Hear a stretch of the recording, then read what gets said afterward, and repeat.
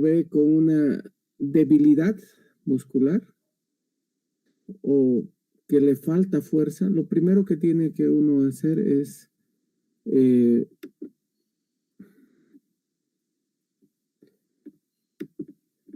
ver si realmente el paciente tiene debilidad muscular real o si es que este paciente está teniendo una debilidad subjetiva que no sea real, ¿verdad? Y si esa debilidad muscular va a ir perdiéndose a lo largo del día o del ejercicio físico. Luego de ver si realmente presenta debilidad muscular, lo que uno tiene que hacer es ver dónde está la lesión. Si es primera, segunda o nervio periférico, unión neuromuscular, o si es músculo. Y luego de localizar dónde está la lesión es ver cuál es la causa. Y dentro de las causas teníamos que ver si eran las miopatías. Y la debilidad muscular es la pérdida de la fuerza voluntaria. Pérdida de la fuerza muscular voluntaria, ¿no? La verdadera debilidad muscular es la incapacidad de realizar una actividad, una tarea desde el primer momento. Era muy diferente a la sensación subjetiva, ¿verdad? Y esto teníamos que ver o teníamos que poner diferentes grados, ¿verdad? Grado 0 de fuerza muscular era cuando el paciente no podía ni hacer una contractura. Y grado 1, cuando podía hacer contractura, pero no podía desplazar. Y así el grado 5 de fuerza muscular, cuando el paciente podía levantar el brazo, la pierna y podía incluso vencer resistencia. Y una vez que uno exploraba al paciente, tenía que ver si esa debilidad era generalizada o era localizada, si era simétrica, asimétrica, distal o proximal, ¿verdad? Eso en cuanto al primer paso, si había o no había una verdadera debilidad muscular. Luego teníamos que localizar y habíamos dicho si era primera motoneurona, si era segunda motoneurona, básicamente lesiones de primera y segunda motoneurona eran las esclerosis laterales amiotróficas, eso es para ver en neurología. Primera motoneurona, hiperreflexia, hipertonía y rigidez, ¿verdad? Segunda motoneurona era arreflexia, flacidez, atonía y fasciculaciones.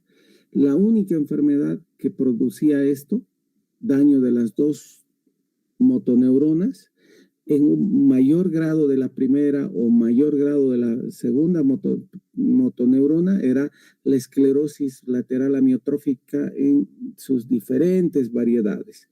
Una rápida, la forma clásica duraba 2 años y el paciente se moría. Y la forma, y habían formas que eran muy lentamente progresivas, como la de el científico Stephen Hopkins, ¿verdad? Que ha revolucionado todo lo que es la física y hace algunos años recién ha muerto. Luego venía el daño a nivel de nervio periférico. Y acá estaba el Guillain-Barré, ¿verdad? Como era daño de segunda motoneurona, el Guillain-Barré también tenía arreflexia, ¿verdad? Arreflexia, tenía atonía, flacidez y todo lo que es neurológico hasta nervio periférico, siempre los reflejos están alterados. Hay hiperreflexia o hay arreflexia. hiperreflexia en primera motoneurona, arreflexia en segunda motoneurona. En el Guillain-Barré habían dos formas, una que era la forma desmielinizante, era la forma más benigna, y la forma axonal, donde todo el cable eléctrico estaba cortado, no solo la parte de la vaina de mielina, no solo la parte de gomita del cable eléctrico. Y finalmente teníamos lo que era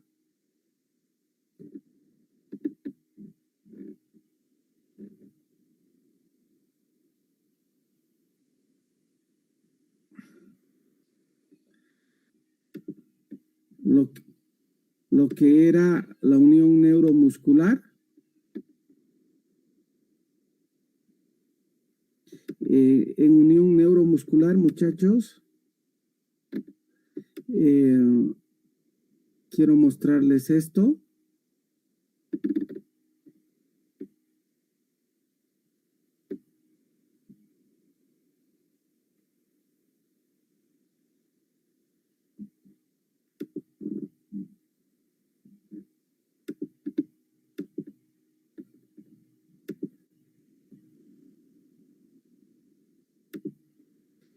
Aquí estaba la unión neuromuscular, fíjense, habían lesiones presinápticas, esta es la sinapsis, esta es la parte neurológica. ¿Cuál era tu nombre, la estudiante?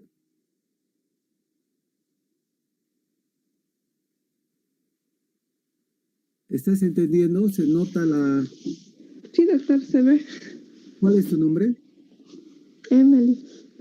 Emily. ¿Ve? Esta sí. Es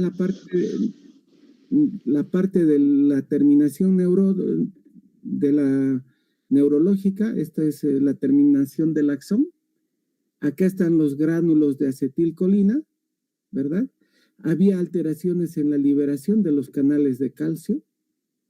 Esto era el Eaton-Lambert. En el botulismo o en la inyección del Botox había falta de acoplamiento de estos gránulos. Fíjense, estos gránulos no se llegan a acoplar, por lo tanto no se libera acetilcolina. Y en la miastenia gravis, el 90% habían anticuerpos antirreceptor de acetilcolina. En esta parte, en la superficie. Y un 10% estaban por dentro, en la parte interna ya dentro del mismo músculo. Y esa era la forma más difícil de tratar de la miastenia gravis. ¿Verdad? Y finalmente venía lo que era el mismo músculo. Y cuando uno hablaba del músculo, había un mundo de enfermedades musculares y a las únicas que nos íbamos a referir eran a las miopatías inflamatorias. Habían las distrofias musculares como el Duchenne,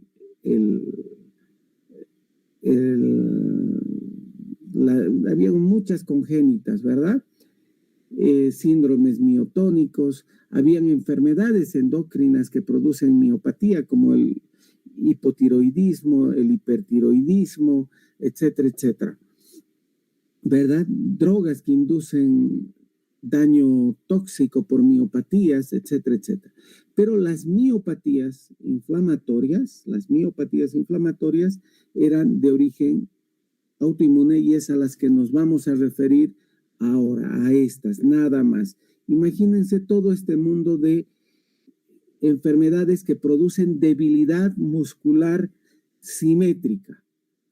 Otra característica de la enfermedad neuromuscular era que fatigaba.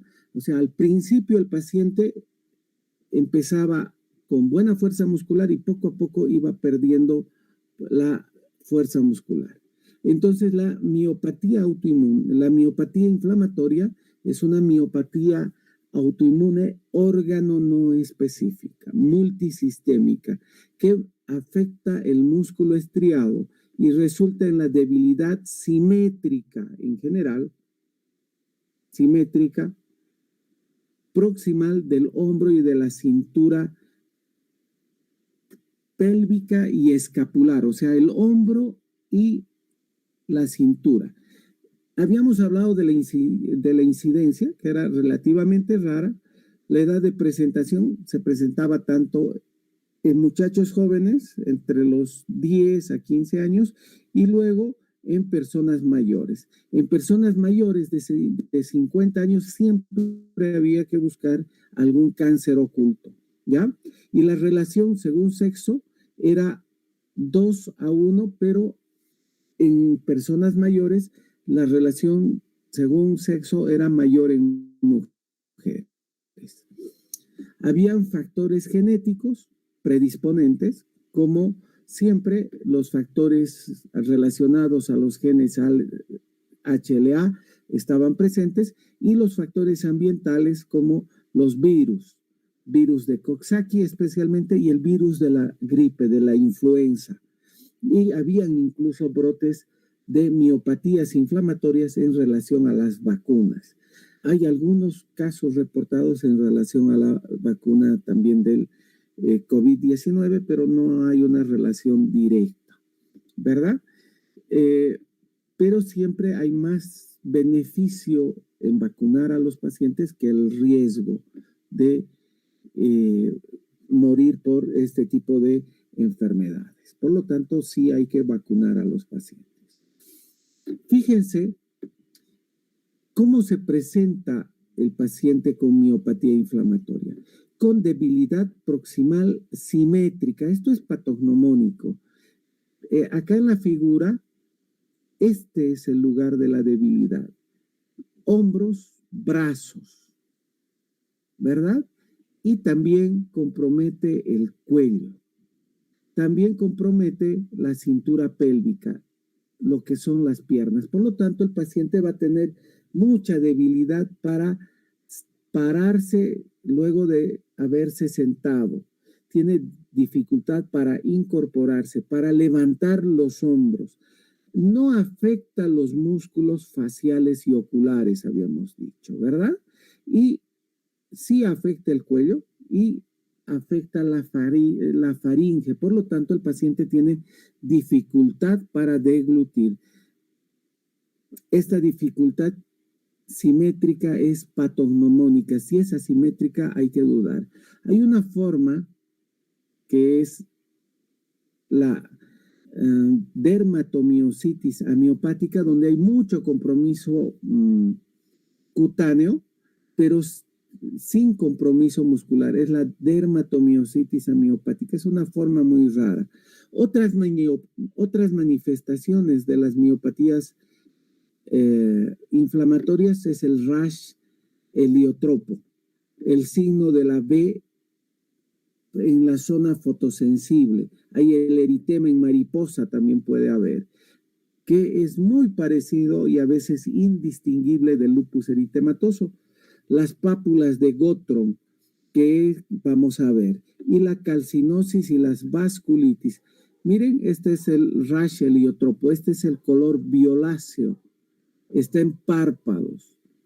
Miren, este es el rash también facial de esta paciente.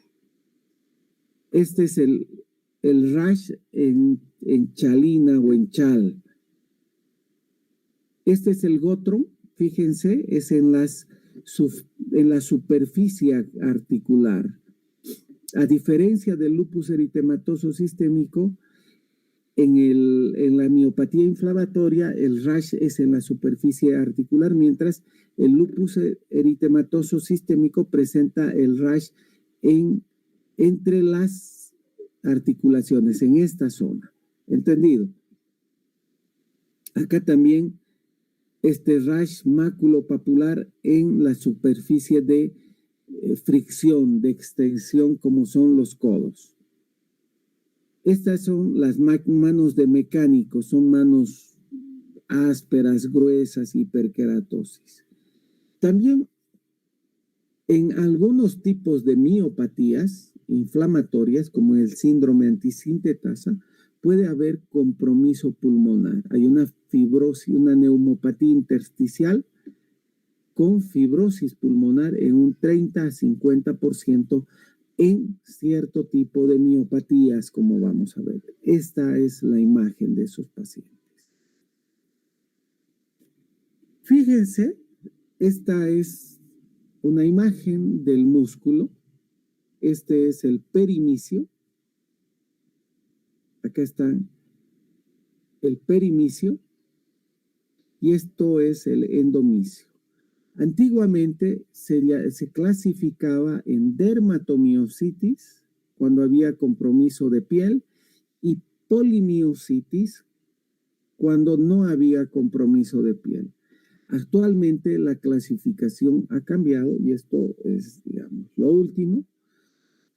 Se habla de dermatomiositis. Miren, muchachos, dermatomiositis cuando hay compromiso perimicial de esta zona. ¿Entendido? Y se habla de polimiositis cuando hay compromiso endomicial, acá adentro. ¿Les queda claro? Esto es pregunta de examen. Dermatomiositis, compromiso perimicial. Polimiositis, compromiso endomicial.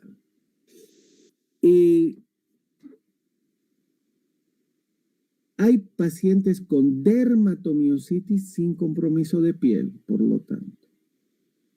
Y hay pacientes con polimiositis que tienen compromiso de piel. La diferencia la hace el tipo histológico. El tipo histológico o el tipo de compromiso histológico. Dermatomiositis es perimicial. Polimiositis endomicial. ¿Queda claro, muchachos? Sí, doctor. Eso. Entonces, esta es la clasificación actual de las miopatías inflamatorias en general. Hay varias. Están las oligomiopáticas, está la amiopática cuando no hay compromiso, cuando hay compromiso de piel y no hay compromiso de músculo. Está la oligomiopática cuando hay muy poquito compromiso de, muy poco compromiso de músculo. Está posmiopática, por ejemplo, cuando uno hace tratamiento y queda muy poquito compromiso de músculo. Hay varias formas de clasificar, pero esta es la que se usa más en la parte clínica. Polimiositis, dermatomiositis, miopatía necrotizante o por fármacos, miositis por estatinas antes se llamaba, porque las estatinas son las que más se asocian a este tipo de miopatías, con lejos. Son muy pocos los medicamentos que producen miopatía necrotizante y la miopatía por cuerpos de inclusión, que realmente son muy poco frecuentes.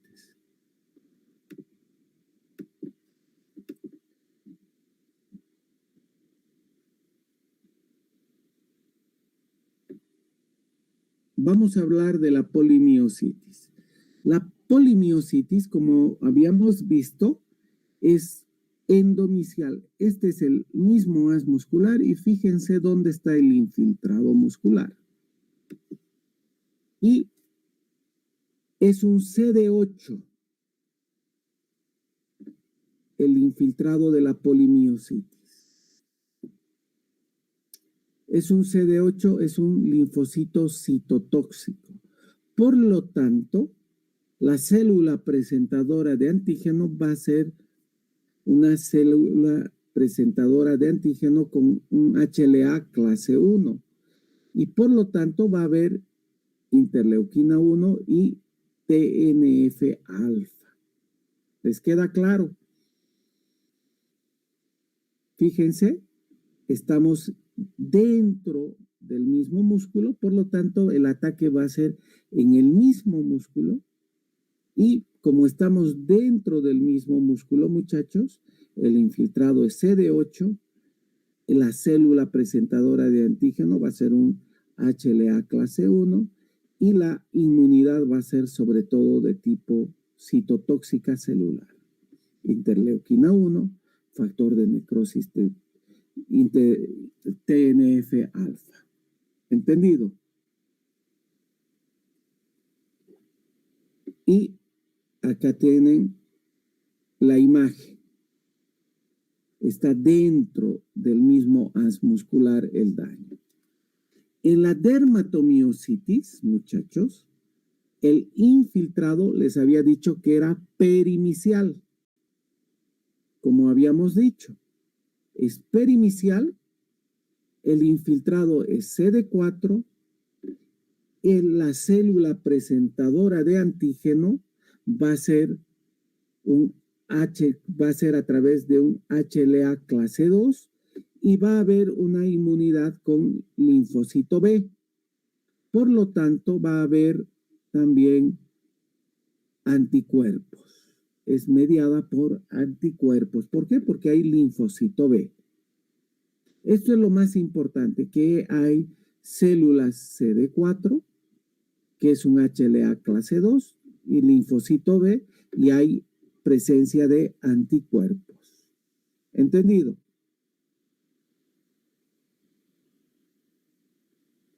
Linfocitos B, CD4.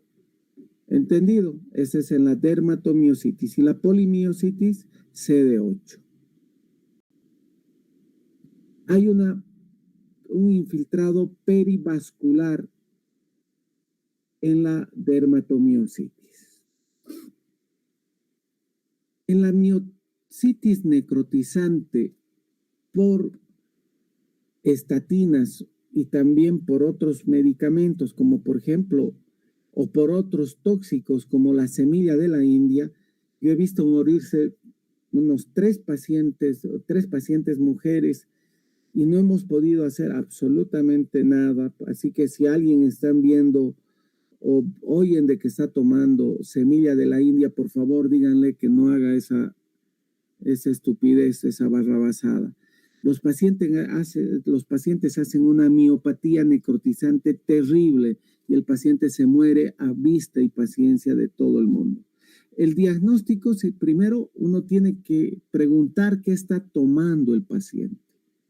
Y el paciente da la referencia de que está tomando cualquier tipo de estatina o fibrato, principalmente las estatinas, o está tomando estas cosas para adelgazar como las semillas de la India, ¿verdad? Lo primero entonces es la sospecha clínica, debilidad muscular proximal simétrica y además enzimas musculares elevadas, ¿verdad? Entonces, y el paciente tiene que haber estado tomando este tipo de fármacos. Entonces, en este tipo de pacientes no hay gran formación de infiltrados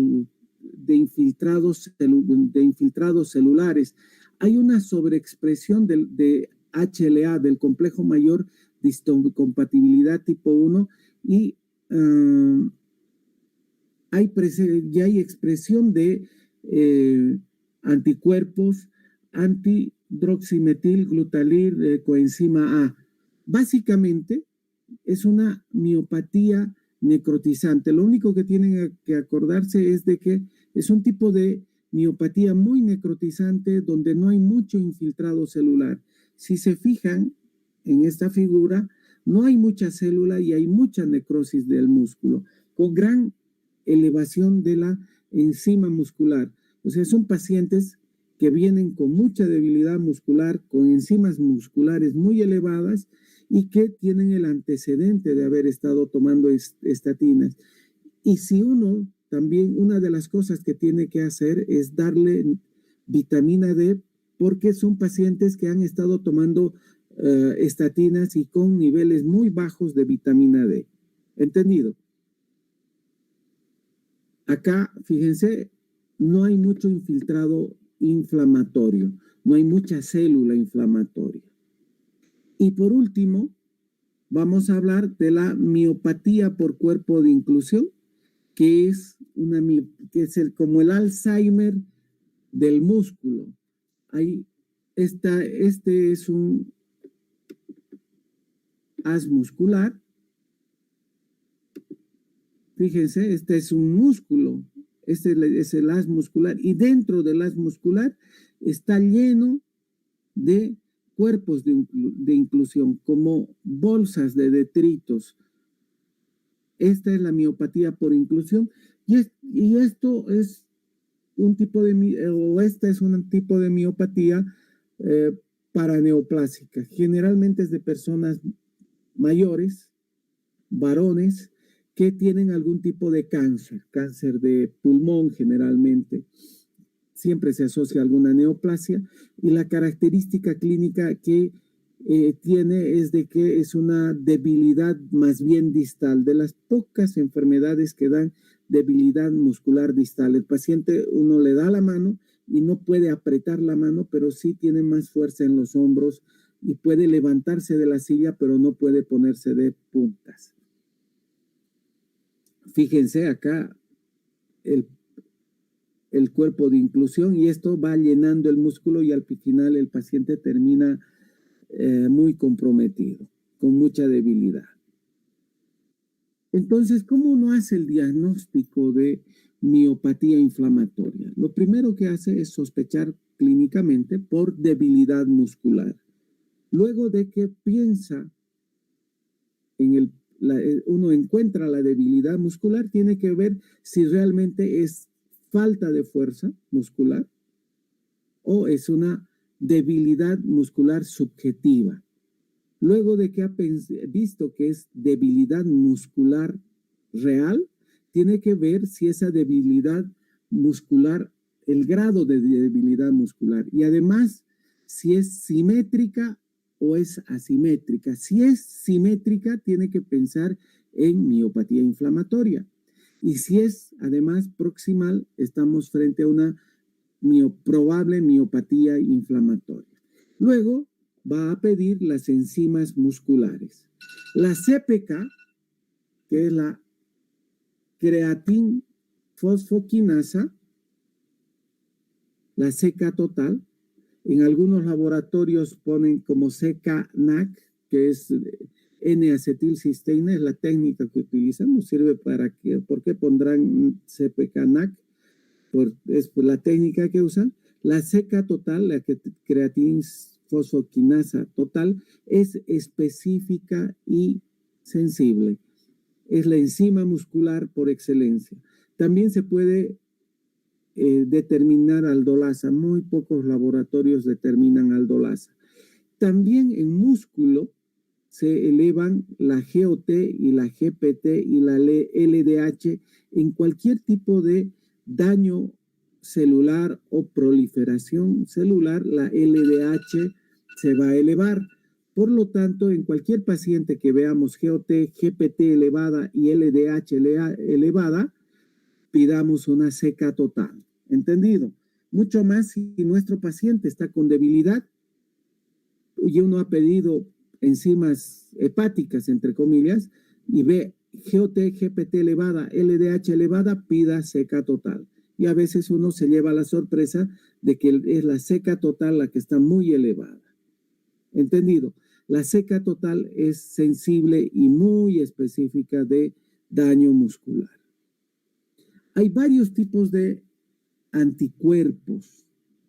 Miren, acá tenemos de varias miopatías. Tenemos el anti-MI2, el anti-PRS, tenemos los antisintetasa, que es el del síndrome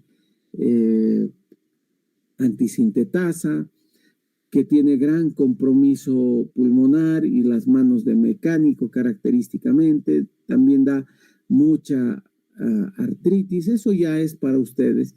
Fíjense, este es el cuadro de las miopatías. Ahora, lo que uno hace, muchachos, en miopatía inflamatoria es la sospecha clínica: debilidad muscular proximal, simétrica, una CPK alta. Uno ya está pensando en miopatía inflamatoria e inmediatamente ¿qué hace? Es pedir el panel de miopatías. Y todos estos autoanticuerpos salen en el panel de miopatías. Entonces uno ve, por ejemplo, que sale positivo por ejemplo, un marcador NXP2. Entonces se da cuenta de que está asociado a una neoplasia. Por ejemplo, las miopatías necrotizantes asociadas a estatinas tienen este marcador. Hay algunas miopatías, por ejemplo, que tienen compromiso pulmonar, por ejemplo, la que tiene el marcador MDA5. Y así hay diferentes tipos de marcadores y uno va enmarcando. Lo más importante para ustedes es la sospecha clínica, el saber qué cosa. Vamos a ir para atrás. El distinguir la verdadera debilidad muscular. Una vez que ustedes han visto al paciente con verdadera y distinguen la verdadera debilidad muscular y ven que no es una sensación subjetiva de debilidad muscular, ustedes tienen que ver el grado de debilidad muscular, ver si es generalizada, si es localizada, si es simétrica, si es asimétrica, si es distal, si es proximal, y luego de eso tienen que localizar si es a nivel de primera, segunda motoneurona, si es nervio periférico, si es un Guillain-Barré, si es unión neuromuscular o si es el músculo el que está fallando. Y si están pensando en músculo, ¿qué tienen que pedir? La CPK total. ¿Ya? Básicamente eso. Y si ven que es la CPK total, ven si es una dermatomiositis, si es una polimiositis o si es una miopatía por cuerpos de inclusión. ¿Y cómo hacen el diagnóstico? Ya les había dicho, por la CPK total, y luego piden una electromiografía. La electromiografía nos va a distinguir y nos va a decir a qué nivel está la lesión. La electromiografía nos va a decir si es nervio periférico, si es unión neuromuscular o si es que el músculo está inflamado. La electromiografía nos va a dar y nos va a decir es un patrón miopático. No les interesa a ustedes saber qué tipo de patrón es el patrón miopático. Simplemente ustedes tienen que saber que la electromiografía va a mostrarnos un patrón miopático, ¿ya? Y luego de eso lo que van a hacer es una biopsia muscular para ver si realmente el músculo está dañado. ¿De dónde van a sacar la biopsia? Obviamente del cuádriceps, de la musculatura proximal. Muchas veces la biopsia se puede guiar por ecografía. Hay algunos ecografistas que pueden distinguir qué parte del músculo está más inflamado. Ahora hay algunos que son expertos, o incluso de la forma mucho más específica con resonancia magnética.